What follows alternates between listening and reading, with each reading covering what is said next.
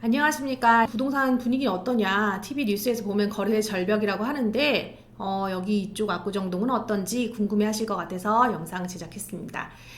일단은 거래 절벽 상황이 맞습니다. 조용합니다. 뭐 압구정동은 그렇게 막 크게 가격을 조정해 가지고라도 팔아야겠다라고 하시는 분들이 있다고 하기는 좀 힘들 것 같아요. 조정들은 있을 수 있습니다. 그러면 앞으로는 또 어떻게 분위기가 바뀔까? 그리고 왜 이런 분위기일까에 대해서 한번 이야기해 볼게요. 2008년도 서브프라임 모기지 사태라고 해가지고 이때 이후로 해가지고 지금 쭉 조용했다가 우리 이번에 뭐 세 번째 조정이었고 세 번째 기회라고 이제 표현하고 있는 요즘 분위기예요. 왜 그렇게 얘기하는지 한번 보겠습니다. 자, 일단은 매매가, 전세가, 월세가 어떻게 변동되는지 볼게요. 여기는 지금 한국부동산원 22년도 8월 전국 주택 가격 동향입니다. 전국적으로 수도권 혹은 지방으로 이렇게 나뉘어져 있는데 보시면은 그래프상으로 매매, 전월세 통합, 전세, 월세 이렇게 나뉘어 있어요. 근데 매매와 전월세 통합, 전세는 세 가지는 하락이고 한 가지만 상승입니다. 뭐가 상승이냐? 월세만 상승입니다. 왜냐하면 기준금리가 계속 오르고 있거든요. 그렇기 때문에 실제로 전세 대출을 받아서 전세를 얻는 것보다는 월세로 차라리 주거 비용을 충당하는 게 훨씬 더 이득인 상황입니다. 결론은 만약에 내가 지금 전세를 내놨는데 부동산에서 전화가 없다, 조용하다 라고 생각하시는 집주인분들은 전세를 내실 때 동시에 반전세나 월세 매물 가격을 같이 제시해 주시는 게 더 효율적이라고 생각이 듭니다. 자, 그리고 여기 부동산원에서 나와 있는 자료에 의하면 서울은 금리 인상 등 영향으로 월세 수요가 증가하는 가운데 역세권 위주로 상승하고 있으며 압구정, 논현동 위주로 상승, 월세와 반전세가 반대로 전세 물량들은 매물이 쌓이면서 가격이 계속 하락 중입니다. 전세 대출 금리는 상승되고 자, 이런 상황에서 당연히 월세가 많이 찼다 보니까 월세는 올라가고 금액이 전세가는 살짝씩 조정이 될 수밖에 없겠죠. 요번 달 미국 CPI 지수가 높게 발표된 거 아시죠? CPI 지수, 소비자 물가 지수, 한마디로 물가가 더 올라갔다라고 해가지고 그 수치가 나왔다고 하는데 이 물가를 잡기 위해서 미국에서 지금 계속 뭐라고 있죠? 계속 금리 인상을 시행하고 있습니다. 그래서 9월 21일 정도에 이제 미국이 아무래도 이거는 베이비 스텝이 아니라 자이언트 스텝으로 갈 것 같아요. 0.75bp 정도 올리지 않을까라는 시작 예측과 더불어서 그래서 한국은행 우리나라보다도 대려 역으로 해가지고 미국 금리가 더 많이 올라가면 외환 유출되는 거 아니야? 하는 그런 걱정의 우려의 목소리도 나오고 있는 상황입니다. 자, 그런 상황에서 그런 이유 때문에 지금 월세들이 가격이 올라가고 있구나 라고 인지하셨으면 좋겠고요. 자, 이거는 지금 부동산원 전월세 전환율의 그래프예요. 보시면 2021년도 9월부터 22년도 2월까지는 5.6%였는데 그 이후로 5.7, 5.8, 5.9, 22년도 7월까지 지금 지역별 전월세 전환율입니다. 전세가 월세로 바뀌는 전환율인데 계속 가파르게 오르고 있습니다. 이게 금리 인상의 여파 때문에 월세로 전환하고 있는 비율이 이렇게 높아지고 있다라는 게 수치로 나와 있고요. 자, 분위기는 지금 거래 절벽 상황이라고 말씀을 드렸는데 왜 거래 절벽 상황이냐? 2008년도 서브프라임 모기지 사태 이후로 그러면 2008년도에 터졌으니까 2009년도에 부동산 시장이 굉장히 힘들었겠죠. 그때 당시에 나쁜 경제 상황에도 불구하고 거래량이 한 3천 건 가량 정도 되었대요. 근데 서울도 그 속에서 481건 정도 한 달에 그 정도 이제 거래를 했었는데 요즘은요 실거래가요 39건? 네, 2008년 서브프라임 모기지 사태보다 더 심합니다. 그럼 도대체 왜 이렇게 거래를 안 하고 있는지 왜 그럴까요? 자, 이런 거래 절벽을 보고 우리가 생각하기에는 그러면 이제는 완전 패닉셀로 나갈까? 라고 이렇게 우려하시는 분들이 많으실 거라 생각이 듭니다. 그럼 그런 건지 아니면 조정인지 이제 나눠서 갑론을박하고 있는데 이야기를 한번 들어보도록 할게요. 자, 여기서 지금 이 시점에 39건 실거래 하신 분들 중에 이분들이 패닉셀로 해가지고 정말 초저가로 그냥 던지셨을까요?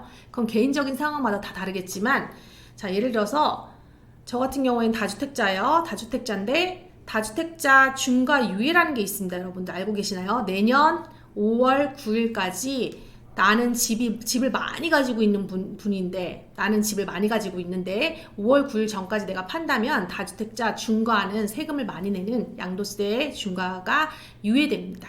그래서 그 전에 나는 무조건 팔아야 돼요. 근데 내가 이 아파트를 나는 7억에 주고 샀어요. 혹은 분양을 받았어요. 그리고 최고가를 30억을 찍었어요.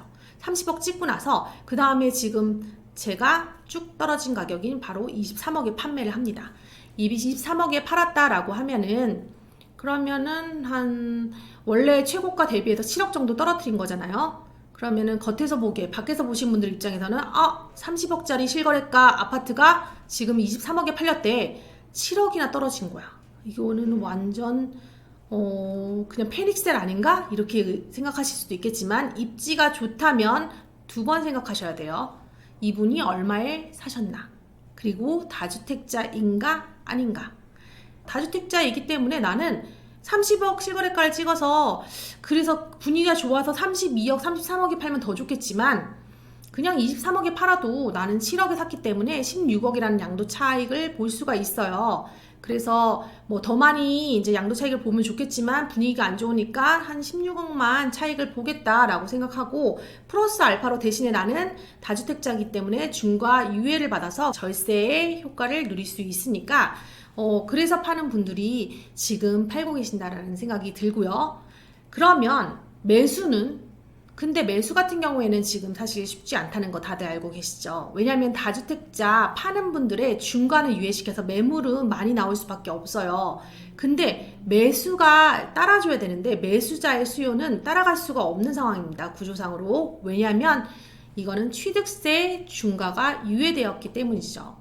취득세 중과도 좀 풀어주면 좋았을 것을, 취득세 중과는 지금 풀어주지 않고 있는 상황입니다. 보통 다주택이나 이게 좀 경제력이 있으신 분들이 무주택일 확률이 높지 않죠. 그러면은 다주택자 분들이 이제 아파트를 살 때 그 중과되는 세율을 좀 낮춰주시는 취득세 중과도 같이 들어갔으면 조금 더 수월하게 진행이 될 텐데, 지금 취득세 중과가 풀리지 않은 상황이고, 플러스로 지금 코로나 팬데믹 때 쭉 풀린 이 유동성을 지금 잡기 위해서, 물가 상승을 잡기 위해서 미국에서 금리를 인상하고 있는 상황에서 우리나라도 따라서 같이 금리를 인상하는 바람에 대출 금리가 상승되면서 플러스 알파로 또 DSR 규제까지, 대출 규제까지, 그래서 유동성도 확보가 안 됐으니까 매수세는 따라잡기가 힘든 상황입니다. 매수세는 적고 매도 물량은 지금 다주택자 중과 유예 때문에 많고 하다 보니까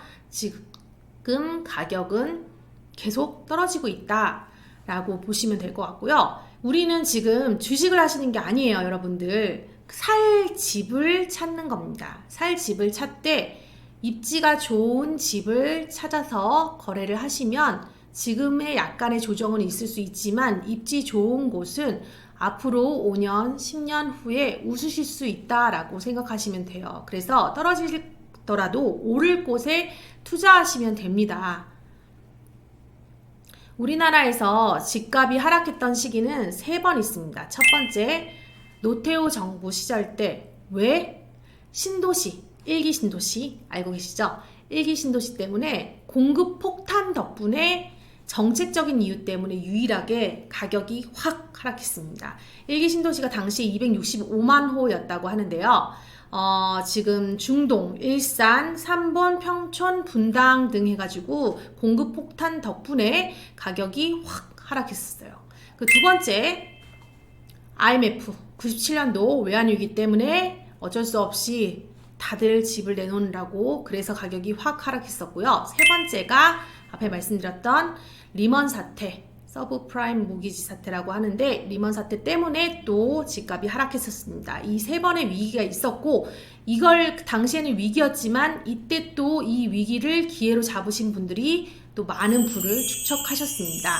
그리고 요즘 또 많은 분들이 이번이 네 번째 폭락이 아니냐라고 생각을 하시는데요. 여러분들도 그렇게 생각하십니까? 그러면은 폭락이라고 생각하시는 많은 영상들은 이제 그 영상들을 통해서 여러분들이 그 이유를 들으셨을 것이고, 조정이라고 생각하시는 분들의 이야기를 한번 들어보도록 하겠습니다. 조정이라고 생각하시는 이유는 20년도에 우리는 코로나 팬데믹이라고 하는 사상 유례 없는 이 코로나 때문에 유동성을 많이 풀었어요. 각 정부들이 많은 지원금들을 막 풀다 보니까 이런 모든 지원금들이 부동산이나 코인이나 아니면은 주식 쪽에 다 몰리다 보니까 급격하게 가격이 막 상승을 했어요. 그리고 나서 이때 당시에 보면은 2008년도랑 비교를 해볼게요. 2008년도 3년에 걸쳐서 리먼 사태 때는 당시에 풀린 유동성이 3.5억, 그러니까 3억 5천 달러를 풀었다고 합니다. 3억 5천 달러를 풀었다고 하는데, 지금 20년도 코로나 팬데믹 때는 유동성을 얼마나 풀었냐면 단 3개월 동안 3조 달러를 풀었다고 합니다. 3조 달러를 단 3개월 동안 풀었다고 하니까 이 어마어마한 유동성 때문에 물가도 상승하고, 더불어 최근에 우크라이나 전쟁 때문에 또 이런 공급의 수급 불균형, 공급의 수급 불균형 때문에 다른 나라에서 쉽게 들어올 수가 없고, 또 이런 물자들이 교환이 잘 안 되다 보니까 결국에는 물가 상승으로 우리나라뿐만 아니라 전 세계의 물가가 폭발적으로 지금 올라가고 있죠. 이렇게 인플레이션이 계속해서 상승하고 있으니까 이 인플레이션을 잡기 위해서 미국에서는